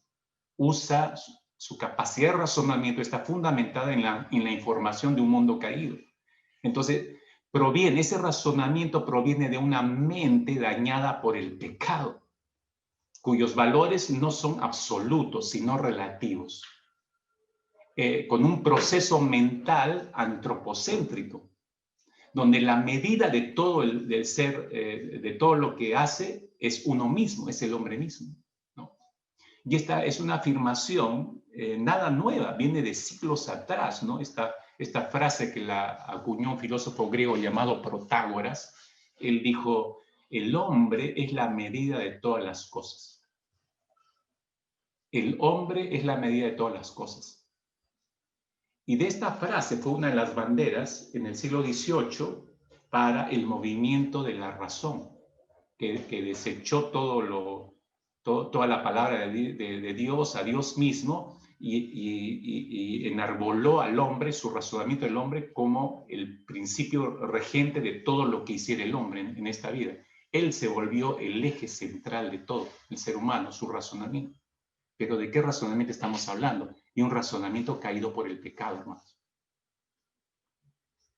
Entonces, si el hombre es la norma de lo que es verdad para sí mismo, si todo gira en torno al hombre, entonces eso está implicando que la verdad es relativa a cada persona, a cada hombre. O sea, cada persona tiene su propia verdad. Entonces, si cada persona tiene su propia verdad, entonces, ¿para qué necesitamos la revelación de Dios o el pensamiento de Dios? ¿Para qué necesitamos la Biblia? ¿Para qué necesitamos formar una mentalidad bíblica? Se da cuenta que si empezamos a pensar así como el mundo, no veo necesidad de formar una mente bíblica. No veo urgencia, prioridad de esto. Pero es necesario que recordemos, mis hermanos, porque eso se está trabajando mucho en estos tiempos a nivel mundial. Desde que la serpiente, me refiero a Satanás, llevó la mente del hombre y la mujer a ya no valorar la palabra de Dios, desde ese momento el resto de la historia de la humanidad se ha ido escribiendo en esa dirección hasta nuestros días. Le menciono algunas cosas para que se dé cuenta que así es, que no estoy exagerando el asunto. Si usted piensa en el pueblo escogido de Dios, Israel, del cual Dios mismo dijo que era la niña de su ojo. Dios mismo lo definió así a Israel. Usted sabe, esta nación que Dios escogió como pueblo para sí, se la pasó menospreciando la palabra de Dios. Constantemente Dios tenía que llamarle la atención a que recuerde lo que Dios le había mandado, a que recuerde, a que no olvide constantemente. Y encontramos textos como estos en Oseas capítulo 4 y 6 que nos dan una radiografía del pensamiento de esta nación que Dios escogió. Y Dios mismo la define como un pueblo que es destruido por falta de conocimiento, por cuanto tú has rechazado el conocimiento, es decir, su palabra, la palabra de Dios. Yo también te rechazaré, le dijo el Señor, para que no seas mi sacerdote. Como has olvidado la ley de tu Dios, yo también me olvidaré de tus hijos. Drástica la medida de Dios allí. Pero así estaba la nación de Israel. Le dio las espaldas a la palabra del Señor. Usted ve la historia de la nación de Israel. Los principales reyes de Israel fueron reyes que se dedicaron a despreciar la palabra de Dios. No solamente eso los llevó a un desvío personal, sino a toda una nación la llevaron al desvío por dar las espaldas a la palabra del Señor. Cuando usted va al Nuevo Testamento, avanzando en esta historia ténebre, el apóstol Pablo nos da un panorama más tétrico todavía de la mentalidad del ser humano en su carta a los romanos. ¿Ha leído usted el primer capítulo, la carta de los romanos? Y digo que es tétrica porque el apóstol Pablo ilustra perfectamente en ese capítulo a una humanidad con mente depravada, hermanos. Realmente una humanidad con mente depravada, ¿no? A partir del versículo 18 hasta el final de ese capítulo, empieza a hacer un recuento de cosas terribles, ¿no? El verso 24, por ejemplo, Dios los entregó a la inmundicia en la concupiscencia de sus corazones. Es como si no tuvieran gobierno sobre sus emociones, lo que están sintiendo y viviendo. Verso 26, los entregó a pasiones vergonzosas. Y en versículos anteriores muestra por qué llama pasiones vergonzosas, ¿no? Cambiaron lo que es natural por lo que es anormal. Versículo 28, no aprobaron tener en cuenta a Dios. Dios los entregó a una mente reprobada, ¿no? Como ellos no aprobaron tener en cuenta a Dios, desechan a Dios y desechan su palabra. Es decir, es una descripción tétrica, hermanos, de una humanidad con una mentalidad depravada, la que está haciendo el apóstol Pablo en este capítulo. Pero eso muestra cómo se ha ido dando las espaldas a Dios en diferentes épocas en la historia de la humanidad. Así hemos desembocado a nuestros últimos siglos, hermanos. Y así hace unos minutos atrás referencia a una carta que ha sido escrita de puño y letra por Albert Einstein y que ha sido subastada, no hace mucho ha sido subastada. ¿Sabe usted en cuánto han subastado esa carta escrita por Albert Einstein? En 2.5 millones de euros. 2.5 millones de euros esa carta, mis hermanos. ¿Y por qué han pagado tanto dinero por esa carta? Solo porque es escrita por Albert Einstein, no es por lo que dice la carta. En esa carta, escrita de puño y letra, que se ha subastado, Einstein afirma que la Biblia, miren, la Biblia es una colección de leyendas venerables, pero más bien primitivas. Y dice más, que la religión judía, él siendo como judío, da esa opinión, que la religión judía es una encarnación de la superstición primitiva. Esta llamada mente brillante de siglos pasados está desechando las escrituras y las llama leyendas primitivas. ¿Usted sabe cuánta gente va a tomar eso como bandera de vida o como valor para sus vidas solo porque lo dijo Albert Einstein? Miles de gentes están creyendo eso. Miles de personas están creyendo eso, les aseguro, ¿no? Entonces, no es de extrañar, entonces, mis hermanos, estoy hablando de estos siglos últimos, ¿no? No es de extrañar que el filósofo francés Voltaire, ¿se acuerda de Voltaire? Dijo que, una oportunidad dijo, en 100 años, hablando de su época, ¿no? Él murió en el año 1778. Dijo, de acá en 100 años, la Biblia va a desaparecer de la historia de la humanidad. En 100 años, dijo. Como digo, él murió en 1778. Entonces, al día de hoy han pasado más de 240 años, él está bien enterrado, hecho polvo, esperando el juicio de Dios, y la Biblia sigue en vigencia. No se puede burlar de Dios ni de su palabra, hermano. No se le puede pasar así nada más como por alto, ¿no? En el año 1985, a pesar que tiene ya regular tiempo de años, menciono este ejemplo porque me he dado cuenta que como que quiere resucitar este movimiento. Un grupo de personas fundaron el famoso Seminario de Jesús. No se deje engañar por el nombre, ¿no? Seminario de Jesús. Esta gente dice que ha afirmado y enseña, y capte esto, todo lo que enseña el Seminario de Jesús lo enseña a través de National Geographic, los programas en cable, a través de todos los documentales que se ven de la Biblia, de personajes bíblicos, todos tienen un fundamento de los principios del Seminario de Jesús. Esta gente, desde 1985, está buscando desacreditar toda la escritura.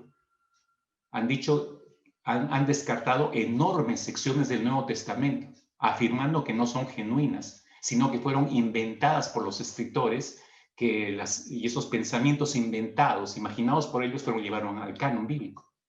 Este seminario rechaza la resurrección de Jesús entre los muertos, el nacimiento virginal de Jesús. Todos los milagros de Jesús relatados en los 4 evangelios han sido descartados en más de un 80%, porque al criterio de esta gente, del seminario de Jesús, son adiciones legendarias que tienen poco fundamento histórico, cuando hay un montón de fundamento histórico y arqueológico acerca de esto. En otras palabras, han rechazado gran parte de los evangelios. Entonces, por eso usted ve en documentales en National Geographic acerca de Jesús y que no iba acá, que se fue a tal sitio y que sí se casó con María Magdalena y tuvo hijos, y todas esas patrañas y todas esas mentiras para desacreditar la palabra del Señor, está haciendo, sus raíces se hallan en este seminario. Pero así está la mentalidad, el mundo se da cuenta, como he hecho un rápido recuento del deterioro de la mentalidad humana, no bíblica, y que por eso está rechazando las escrituras. Pero no quiero quedarme con eso, lo regreso a la mente de Bernabé, una vez más, para terminar. Lo regreso a la mente de Bernabé. ¿Bernabé piensa así? Obviamente no. El inmenso valor que Bernabé le dio a la palabra revelada de Dios, lo podemos apreciar en la forma como él manejó las escrituras y el lugar prioritario que le dio en su vida y en su ministerio. Ahí podemos ver el valor que le dio a las escrituras, y eso muestra la mente bíblica de Bernabé. Ejemplos rápidos: Hechos capítulo 11, nuevamente, Hechos capítulo 11, versículo 26, cuando va a consolidar la iglesia de Antioquía, recién formada, recién nacida, busca a Pablo, y durante todo un año, dice literalmente el versículo 26, se quedaron un año enseñando a mucha gente. ¿Qué enseñaron? La palabra. Se entiende que es la escritura. Enseñaron la palabra a mucha gente y hubo multitudes que se llegaron a convertirles. En Hechos capítulo 13, si sigue nada más el registro bíblico, versículo 5, Hechos 13, 5, empezando su primer viaje misionero, llegan a Salamina. Y dice que ahí anunciaban la palabra de Dios en las sinagogas. O sea, no entraban con cualquier argumento, entraban predicando la palabra. Fíjese el valor que le está dando la palabra a Bernabé. Hechos capítulo 13, versículo 32. Siguen viaje, llegan hacia lo que es actualmente Turquía, Antioquía de Pisidia, la que le decía no la Antioquía de la iglesia donde salieron, sino Antioquía de Pisidia. Y ahí en el verso 32 dice que en esa ciudad anunciaban el evangelio. Anunciaban el evangelio. En Hechos capítulo 14, versículo 21, en esta oportunidad llegan a otra ciudad llamada Derbe, y ahí dice que ingresan y anunciaron, dice nuevamente, el evangelio. Y podría seguir, mis hermanos, pero usted ve acá, hay un patrón.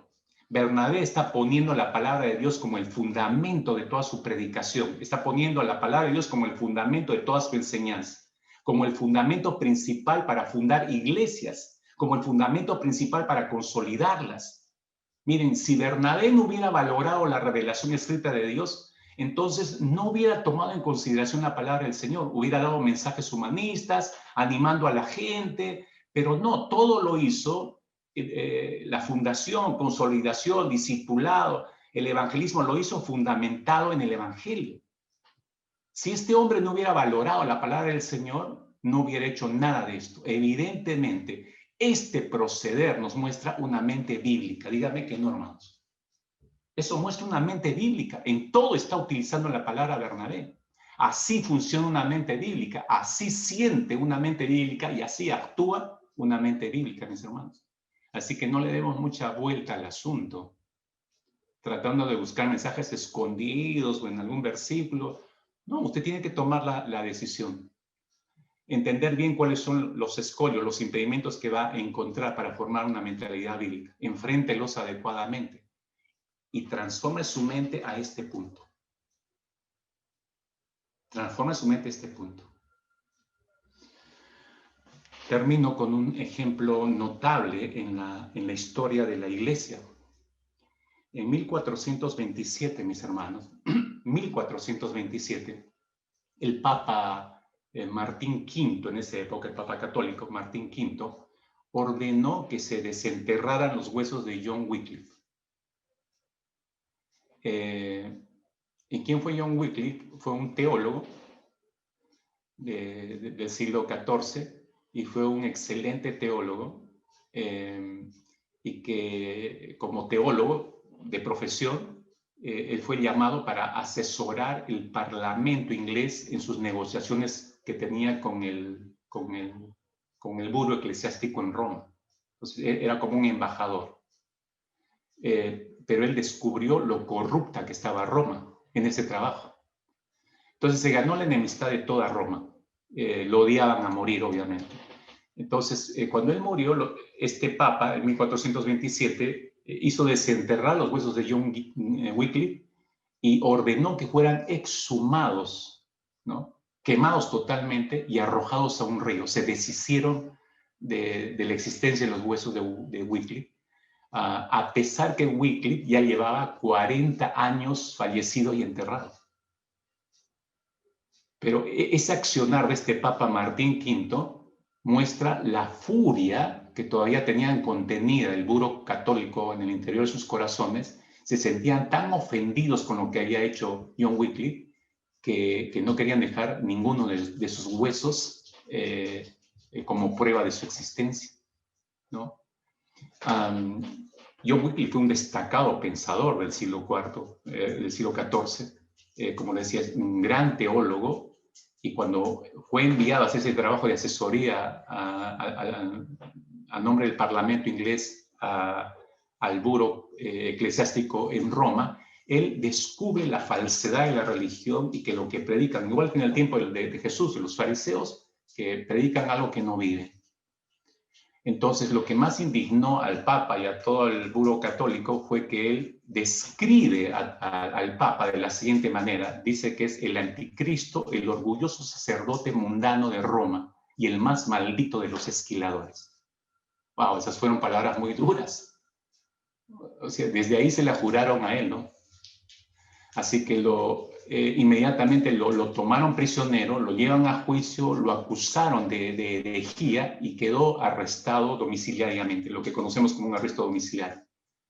Pero en todo ese interín ya Wycliffe había descubierto que la curia católica manejaba las escrituras en términos de solamente un idioma, el latín, y que solamente ellos lo podían leerla y podían dar las interpretaciones. Y entonces él se sintió muy dolido con esto, entonces empezó a plantear, pero ¿por qué no? La gente necesita conocer las escrituras. Y ese es su gran aporte al mundo cristiano de Wycliffe, porque él empezó a trabajar una Biblia en inglés. ¿Para qué? Para que llegara a todas las personas, que ya no tuviera la exclusividad del buro católico en leerla o en interpretarla a su antojo, sino que toda la gente pudiera conocer la voluntad del Señor. Y llegó a escribir esa Biblia y llegó a salir a publicidad, se imprimió y salió. Eso ya rebasó la gota contra John Wycliffe, ¿no? Entonces, de hecho, que la vida de Wycliffe nos muestra una mente bíblica. Si usted se da cuenta, le he dado algunos detalles, pero eso está mostrando, este hombre no está pensando en su comodidad, no está pensando ni siquiera en su vida. Estuvo pensando tan bíblicamente que está pensando comunitariamente. No sé si se da cuenta, le hago un resumen con lo que hemos visto. Está pensando con una perspectiva eterna, está viendo a todas las personas necesitadas, almas que necesitan la palabra de Dios, y por eso hay que producir una Biblia que ellas puedan leerla. Eso es tener perspectiva de eternidad, mis hermanos. El equivalente sería hoy, hay gente que no lee la Biblia, pero todos los jóvenes, me dirijo a todos los jóvenes, no sé, esta es la 100ª vez que creo que planteo esto, pero tienes ahí horas de horas metido en Instagram, en Facebook, ya pues levanta un muro, igual que Wycliffe, empieza a predicarles, empieza a publicar textos de la palabra, empieza a colocar mensajes, empieza a evangelizar a través de tu muro, en Facebook, en Instagram, empieza a hacerlo en vez de desperdiciar tu tiempo poniendo figuritas, tus fotitos, que a nadie le interesa. Eso no es tener una perspectiva de eternidad. Mira lo que hacía Wycliffe, ¿no? Prisionero, lo persiguieron, pero hay que trabajar esta Biblia, tiene que dar a luz esta Biblia, y salió a luz esta Biblia en inglés. Y la gente empezó a leer la voluntad del Señor, ¿no? ¿En qué estaba pensando Wycliffe? En la gente. Estaba pensando en términos de comunidad y no individualmente. Aun cuando lo enjuiciaron a Wycliffe, él no huyó, se sometió a sus autoridades terrenales, porque sabía él que al hacerlo estaba sujetándose a la autoridad máxima de Dios. Y evidentemente él mostró que valoraba la revelación divina. Por eso la produjo en un idioma a la cual todos tuvieran acceso. Gran obra la de Wycliffe, mis hermanos. Si hubieran más Wycliffe en este tiempo, sería maravilloso. Sería maravilloso, pero esto es una mentalidad bíblica, mis hermanos. Entonces ya tomó la decisión de formar una mente bíblica. Tiempo de absorber algunas de las cosas principales que Dios nos ha dicho. Yo quiero darle algunos minutos, mientras dure, mis hermanos, mientras dure el siguiente fondo de una alabanza, yo quiero darle un par de minutos ahí donde está, que tome un tiempo de oración. Por favor, filtre todo lo que ha escuchado, todo lo que Dios le ha dicho. Apunte máximo su pensamiento a lo que le ha impactado. Algo le debe haber impactado a Dios. Algo le debió dirigir de manera especial a usted. Ok, revíselo mientras está orando allí. Y termine de dar forma a esta decisión de tener una mente bíblica. Y termine de darse cuenta de los escollos que va a enfrentar. No sea cobarde, enfréntelos correctamente. Y vénzalos en el nombre del Señor, porque Él es la victoria, ya nos dijo el Padre. Y ya ha tenido un ejemplo tremendo en Bernabé de cómo funciona una mente bíblica para tener un punto de referencia. Ya no puede decir, es que no sé cómo funciona esto. No puede decir eso. Ya tiene un punto de referencia humano. Y no he puesto a Jesús, he puesto a Bernabé, por eso, un hombre de carne y hueso como usted, que se equivocó, porque miren, tan brillantemente, y usted encuentra a Bernabé después en la carta a los Gálatas, cuando Pablo le llama la atención a Pedro, que fue a verlo, a visitarlo a la iglesia en Antioquía, y ahí le llama la atención y está diciendo, te estás desviando de la fe, Pedro, ¿qué está pasando? ¿No? Ya te comportas una conducta ambigua con los judíos y otra con los gentiles, ¿no? Y no solamente tú, también has arrastrado a Bernabé, y ahí menciona a Bernabé. Y es sorprendente, este hombre con una mentalidad bíblica, ¿qué pasó? Eso nos muestra algo, mis hermanos. Tenemos que estar velando todo el tiempo por nuestra mente. Todo el tiempo tenemos que estar velando, porque un solo descuido, mire lo que le pasó a Bernabé. Y esto no nos oculta la Biblia, y me encanta que no lo oculten las Escrituras. Es que no es el héroe, inalcanzable. No, Bernabé también se equivocó. Y está ahí la contraparte. Entonces, aprendamos de esos errores incluso. Aprendamos de esos errores. Tiempo de orar, mis hermanos. Cuando queremos hacer tu voluntad, empieza a desatarse toda la batalla interna primero, Señor. Y de hecho que en estos últimos minutos, muchos de nuestros hermanos y hermanas probablemente confrontados por tu palabra y asistidos en la comprensión por tu espíritu, de hecho que ya están batallando con su propio egocentrismo, Señor. Ya están batallando con sus propias distracciones personales, ya están batallando, Señor, con sus propios prejuicios internos, ya están batallando con su orgullo, Padre. Pero tú has mostrado un camino mejor a lo largo de esta mañana. Ahora entendemos la forma de cómo empezamos y cómo estamos terminando a lo largo de este servicio, Padre. Y ahora entendemos por qué nos has dicho cada una de las cosas que ha sido mencionada, que cada cántico incluso, cada oración, Señor, todo, absolutamente todo apuntado a este momento final, Padre amado. Porque en medio de estas batallas no podemos ver estos obstáculos como grandes obstáculos, porque tú eres mucho más grande, nos recordaste hoy, Señor, que nuestros obstáculos, que toda esta misma pandemia, que todas las situaciones críticas, tú eres mucho más grande y eres mucho más poderoso. Entonces sí es posible, Señor, formar una mente que te glorifique, una mente bíblica, Padre. Ayúdanos a todos nosotros, buen Señor. Al ver la vida de Bernabé, realmente nos inspira, nos desafía, Señor, pero también nos da temor, porque si Bernabé también se equivocó, nosotros podríamos también equivocarnos. Pero por algo dejas por escrito en tu palabra para que nosotros no recorramos quizás algunos caminos que no debemos. Pero este camino sí debemos recorrerlo, Señor. Ayúdanos a formar una mentalidad que vea más desde una perspectiva eterna, Señor. Ayúdanos a ver a cada persona como necesitada y dentro del plan eterno tuyo, Señor, que va a una eternidad si no se le habla acerca de tu evangelio. Ayúdanos a pensar en términos ya no individualistas, sino en términos de comunidad, Señor. Pues nos has hecho una comunidad como iglesia. Y Padre, ayúdanos a pensar, Padre, ayuda a algunos de mis hermanos, hermanas que creen que pueden cargar sus propios asuntos solos y no enteran a la iglesia para ayudarles, apoyarles en oración, respaldarles, Señor. No están pensando en comunidad y no están pensando, Señor, en términos sino en términos de pensamientos egocéntricos e individuales, Padre amado. Pero ese es un engaño. Por algo nos dices una familia. La iglesia es una familia, Señor, es una comunidad. Ayúdanos a someternos, como dice tu palabra, a toda autoridad, empezando por ti, por tu palabra. Porque si somos incapaces de obedecer tu palabra, Señor, ¿cómo nos someteremos a otras autoridades terrenales? Padre, si hay alguien aquí que está luchando, le cuesta mucho someterse a las autoridades inmediatas. Señor, por favor, que su mente sea llevada cautiva a la obediencia a Cristo Jesús, entonces sí podrá formar esta mente y someterse a toda autoridad, Señor.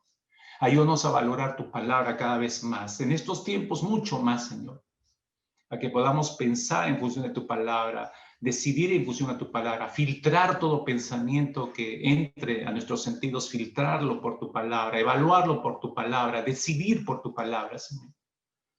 Ayúdanos a todos y cada uno de nosotros en este proceso formativo. Recién estamos empezando a comprender la relevancia, la importancia y la necesidad de esta mentalidad, Señor. Perdónanos si hace años atrás no lo comprendimos, no lo entendimos, pero no podemos mirar ya el pasado. Tú mismo dijiste, no os acordéis las cosas pasadas, ni traigáis a la memoria las cosas antiguas, porque tú estás haciendo algo nuevo, Señor.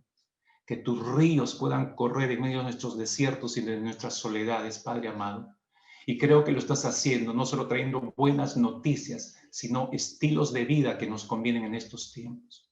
Oramos, Padre, enriquecidos con tu palabra en esta mañana, dirigidos a un nuevo estilo de pensamiento, con mucho temor, Señor, y con ese mismo temor reverente, Padre. Te suplicamos que nos ayudes a alcanzar esta meta de vida, todos y cada uno de nosotros, Señor. En el nombre poderoso de Cristo Jesús y para gloria tuya, porque fuimos creados para honrarte a ti, para darte gloria, Padre. En el nombre de Cristo Jesús, oramos así. Amén, Señor. Amén.